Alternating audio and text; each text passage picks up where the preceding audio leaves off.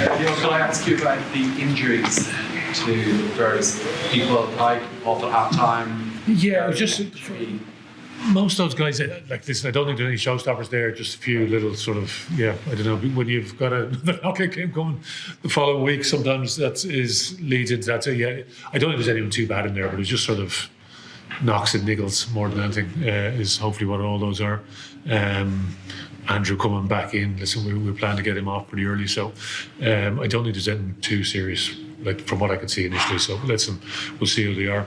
A short week for us this week, so as in it was a short lead in. So, but yeah, not too bad, I think. Okay. Hopefully. Ryan Baird did the warm up. Yeah. Does that indicate that he should be available next week? Yeah, I think he'd be pretty close to it. Yeah. So he's come through the week okay. So he was in the coach's box with us there as well. So sharing some of his wisdom. What were your overall thoughts? Listen, first of all, Scarlets came with real intent, didn't they? Because it's just a proper crack for them, isn't it? I know they're involved in the game next week, are they? So, it's that they're all into this one, which again, it's always dangerous, isn't it? Where potentially our team may have an eye on what's ahead. So, for us coming back in, listen, a lot of guys had last week off, and then they're coming back in this week, and so there's all those different variables. To come away with whatever a bonus point win, that's the most important thing for us. So win the game, try and score 4 tries, which we managed to do pretty early in the second half, and then we start making some changes as well. So, again, we've a challenge with cohesion, and we're as coaches making that even harder. So with some of the changes that we make, but listen, it is what it is, and it's get the job done, score 6 tries, created lots of other opportunities out there. But within that, there's still tons of things we can get better at. Some of the discipline in the first half an hour, which means we obviously you give away penalties. What does that mean? Your territory possession. Scarlets have a big advantage, so they're playing a lot of that first half at our end of the field. So we need to be better, probably. That would be the first thing that springs to mind. So, but yeah, listen, it's a start for us. We're back together as a group now, which is positive, and it's just now getting excited for next week, which is Champions Cup.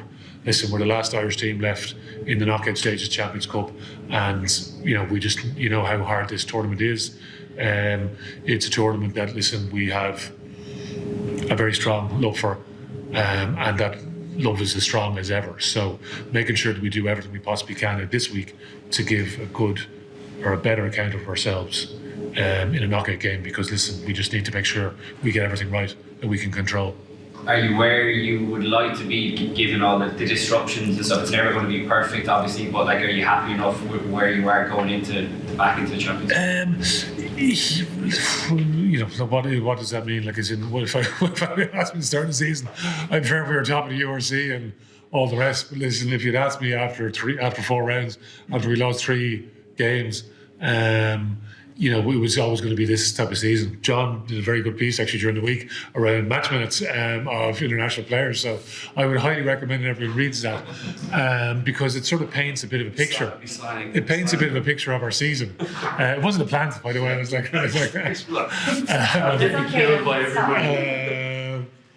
slide in. Oh, Tommy's in. Bring your own chair. So. Yeah, it sort of paints a bit of a picture of the season, though, doesn't it? We haven't had that much availability from crew players, so it's been a bit of a challenge around some of that, again, cohesion and consistency of performance, etc. So off the back of that, but listen, we're finding our way through it, and we've been battling at different stages. But listen, that's what knockout rugby is going to be about, isn't it? Battling. So, and we need to make sure we battle out for everything. So, I'm unbelievably excited for what we have coming up now, which is Edinburgh, Easter Sunday. And don't look too far ahead. Don't look too far ahead in any of this. We are where we are. We've a lot of players come back. Having likes of, Hugo came back in last week, very experienced player, hadn't played since the Lions. You're Ports. There's Andrew Porter starting tonight hasn't played in a long time.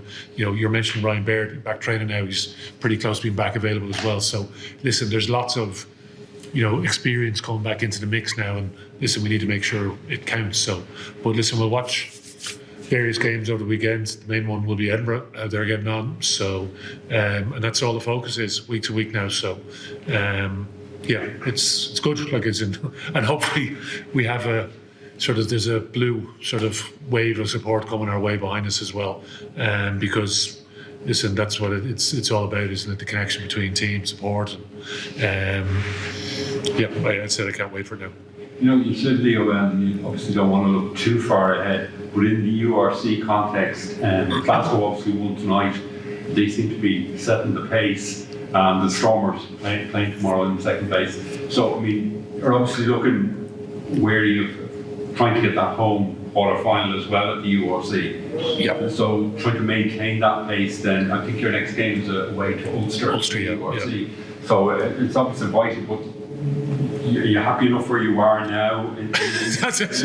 I would be happier if we were, say, where Glasgow are, but we're not. So, anyway, as I said, I'd be happy when we were sitting in the dressing rooms or when I was talking to the media in Croke Park, I would have taken where we are now. Listen, I'm not that concerned about URC as I sit here right now because we'll move the page or turn the page quite quickly. Listen, all those teams have to play each other as well, haven't they? Yeah. Like Stormers are across. Listen, they play Cardiff. Cardiff are just behind us. They play up in Ulster. Glasgow play Ulster. Glasgow play Stormers. So listen, they're not all going to keep winning because they keep playing each other. So, but all we can control is our bit, which will be our next game against Ulster. But as I said, that's a while away yet, so it's Leo, not top of my priority list. Leo, hi. Congratulations on the win tonight. How are you feeling about your defence specifically at the moment? On the one hand, your game line is phenomenal. I think you have the best game line denial in the URC. But at times, Scarlets found edges, compared to the incredibly high standards of last season, you are conceding more tries than you were. I think turnovers are down. How are you feeling about it? It's a good question. We're not exactly where we would like to be, but I think that's both sides of the ball. So again, when we get cohesion with a group, and that's a big part of that. So, and that's been the story of our season. Have you seen John O'Sullivan's piece in the Irish Times about game time, match minutes, and the amount of players that we've had to use during the course of the season so far? Because listen, it was great to see 12 plus 2, 14 Leinster players on a Lions trip, which is pretty much unheard of, isn't it? So because of that, there's been different challenges. So we're building, we're getting back there together. Listen, the national team have a slightly different defensive system. We'll come back in, we'll build on that session by session by session. But it's like every facet of the game. We need to be better across the board and make sure we deliver proper attention to detail on all the facets of the game, because that's what we're going to need when it comes to knockout rugby. So, as I said, we'll watch Edinburgh. We played Edinburgh here a number of weeks ago. The teams are going to be very, very different to what they were in that round. It was a round 10 game or whatever, 10 or 11. So anyway, we're a work in progress. Yeah, absolutely. And if I may, Tommy, congratulations on your Player of the Match award. As a Scarlets fan, could you not have let us have that one at the end? But watching you play, looking at the stats, you're one of the teams in the league who goes beyond 20 metres width the most of anybody. And watching you play, the ball goes through a lot of sets of hands. Yourself as a winger, is that desire to go wide maybe more in this Leinster team than in previous years? Yeah, I think we're always talking about trying to attack the best space available, so whether that is wide, whether it's narrow, it's something we're working on to make sure that we can identify where that best space is and have the ability to attack that. What did you enjoy more, Tommy, scoring a try or saving a try?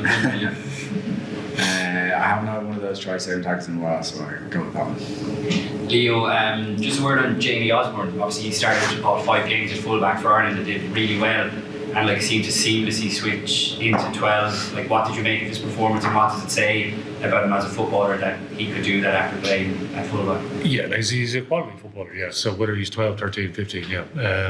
And I don't think Jamie's too sure himself. Listen, he loves just being out there, running around, expressing himself, and yeah, listen, he was class, yeah, today. I thought really, really good. Tommy, just want to ask you about Josh. He's incredible, kept up his incredible record. What have you found training and playing with him this season, his development so far? Yeah, he's night and day from when he came in some ways, isn't he? But that's an absolute credit to him, just his desire to learn. He's obviously very physically gifted, athlete, But like his core skills have improved so much, how much he's kind of dedicated to learning the way we play and buying into the system. And he's obviously getting aboard. Like he's had some amazing days. I'd say he wouldn't have believed you if he told him he's had the season he's had, some massive European moments scoring against La Rochelle, and as I said, he just keeps scoring, which is fantastic for us. So competition is amazing, and it keeps driving all of us to get better. Leo, just wanted to ask one for you.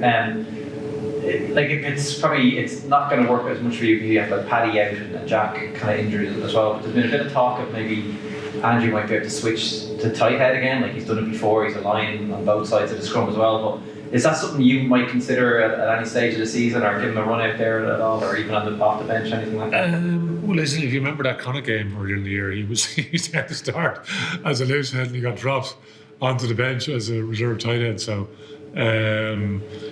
yeah, listen, Ports is unbelievable in terms of his ability, but it's his actual mindset. He would give you sort of that quizzical look, but then once he got his head around it, he was not a bother to him. Yeah. So, and that was with very, very short prep. So yeah, listen, he's be well capable of doing the job if required. Well, like so, it's heading into like next week's game. Like there's lads coming back in form, lads getting fit again, other lads kind of probably knocking on your door as well. Like, are you in good shape, do you reckon, kind of heading into this game next weekend? Yeah, listen. Could we be better? Are we in good shape? That's the $1 million question, isn't it? All I can say is, listen, we're excited. We just need to attack next week, like, because it's a knockout game, and this is what it's all about. Like, is in the season the way it's gone. You know what I mean? Like, you finish Six Nations, and it's turn your attention to like pretty quickly into knockout rugby. So obviously the old format was a quarterfinal, semi-final, final. Now we have this last 16 round as well. So, but it's on the day. So just need to make sure we get everything right on the day, and then move on to the next challenge very, very quickly. So, and hopefully that will be a quarterfinal the week after. So, but we need to just make sure we're delivering what we possibly can with the group that we have. And listen, we've got some very, very good experienced players back into the mix over the last couple of weeks, which is pleasing. So some guys came back in last week, as we know. They had a bit of time off this week. So then we'll have the full group back together next week and listen, make sure we're excited by the week. Sorry, just speaking about like knockout rugby for a minute, I mean, there's kind of a sense now, obviously you've got Champions Cup coming up next week and then you've got a pretty important string of URC games. Is there a sense now that kind of every game from here is knockout rugby, every game from here is the most important end of the season, I suppose? Yeah, not far off. Like, it's next week's the only one that matters. Like, that's the thing when you're talking about knockout rugby. There's no point looking too far ahead, is there? So let's just look at Edinburgh, Easter Sunday. Still tickets available. Will James Ryan be fit next week, Leo? It'll be close, yeah. It'll be close, yeah. Close. So we'll see how close. Yeah, but he's back running at least anyway, yeah.